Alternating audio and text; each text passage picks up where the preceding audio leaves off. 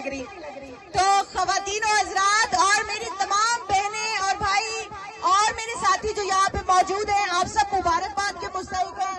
आप सब कश्मीर की खूबसूरती को प्रमोट करने के लिए सफीर का किरदार अदा कर रहे हैं। यहाँ पर अगर मैं धीर कोट फेस्टिवल की इंतजामिया की तारीफ ना करूं तो मेरे ख्याल में ये हक बजानिब नहीं होगा।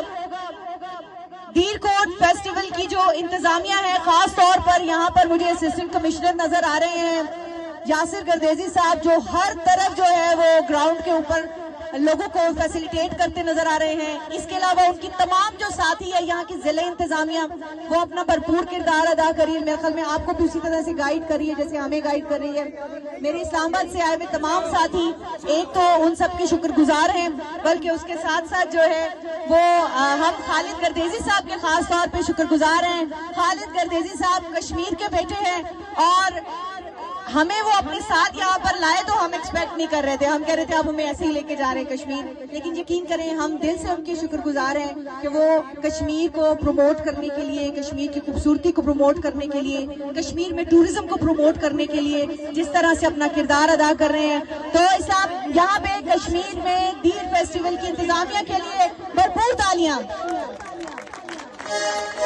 आप सबके बीच और मौसीकी के बीच में हाई नहीं होंगी, लेकिन मेरा ख्याल है कि इस फेस्टिवल को प्रमोट करने के लिए हम सबको अपना किरदार अदा करने की जरूरत है।